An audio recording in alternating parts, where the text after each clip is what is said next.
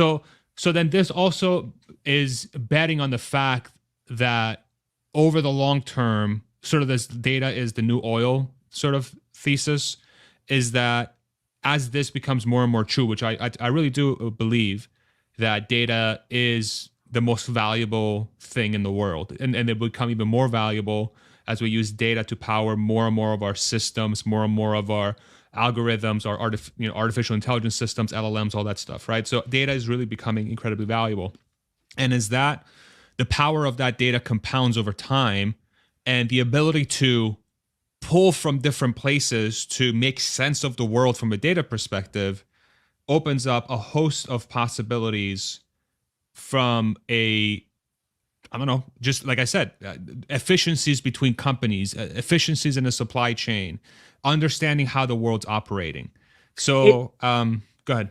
I was gonna say, it sounds boring, even though it is exciting, but on the surface level, it doesn't sound like we're getting It's not boring. Yeah, I mean, to the No. average consumer, I mean, you and me are little nerds, but like the average consumer is like, should I buy some Palantir? They're making companies more efficient. Well, I wouldn't say it's boring. This is hard to understand. Yes. Right. This is, and I'm not saying it's because people are dumb. That contrary, people on average are a lot smarter than people give credit for. Like all of us are a lot smarter than we think. Right.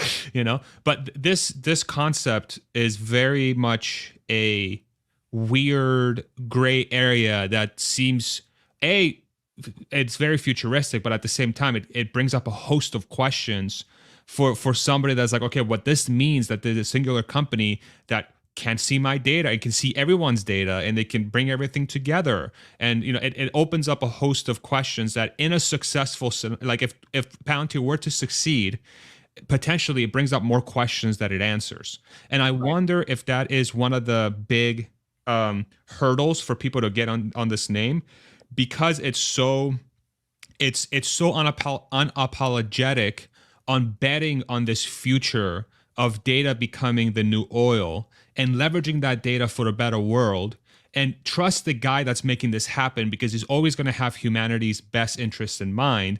Like that entire equation it's kind of similar in a way to the Tesla story, which is like, yo, this guy is doing whatever he wants with the EVs and Twitter and whatever. Yep. But like, I've come to the conclusion that says, yeah, but I trust the guy. Yep.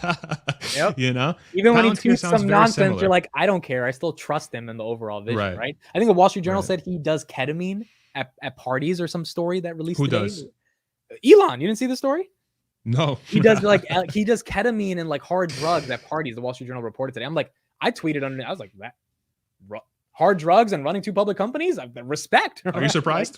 I was like, I'm thinking of doing some cocaine, running all this shit. So it's crazy. That's funny. Yeah, it is. Okay, dude, you've really helped me wrap my head around this story big time. Now the question becomes, how likely is it for Palantir to reach that potential, and what is a fair valuation for that story, right? And we touched on it a little bit, but did you have any additional thoughts on that you want to share? Yeah, I think short term it is a bit overvalued. It's growing 18% year over year, and it's at 30 billion. Going to do 2.1 or something billion dollars in revenue. And I've been saying it's overvalued at $10, $11, $12 because I'm such a Palantir bull that I'm such a big skeptic. The market has given this AI premium that forced me as an investor to really look into AI and be like, all right, is there a moat here that is so unbelievable that it justifies a massive premium from 150% gain in the past month that I'm missing? And I think the answer is yes. The question simply becomes, is the customer count, which is the biggest metric in Q2 to look for, going to match what Bank of America and all these other analysts are saying? And if that grows, even if revenue doesn't accelerate, if that grows, because Palantir monetizes kind of 18 months after they secure the client, then I think that's a big deal. An example of this is Panasonic. So they secured Panasonic as a client about a year ago. And on June 7th, they put out a press release where they signed a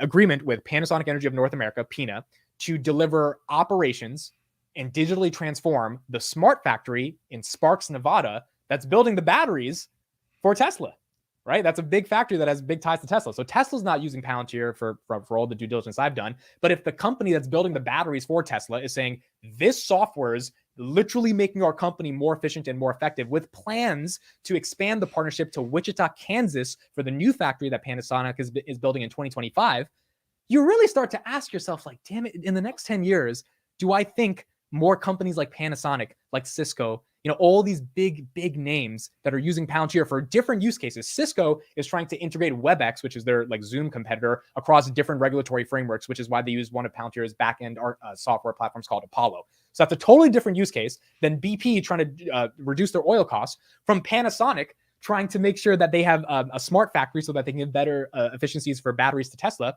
from Ukraine trying to defend its sovereignty. And so I look at all of that as an investor and I'm like, 30 billion is a little pricey right now, but if I'm really in the long term, do I care if I bought it at 12, 15, or 20? Probably not. Do I think it's going to 200? Or at least 150? That's kind of my price target by 2030. And if that's the case, then I think the stock is cheap right now, but I wouldn't go all the way. I would DCA heavily because I think it can definitely get a pullback back to $11 or $12. Not financial advice. That's just how I see it. And that's where I think Palantir should be fairly valued. And over the next 7 years, if we can get to 150, I think it'll be a great return.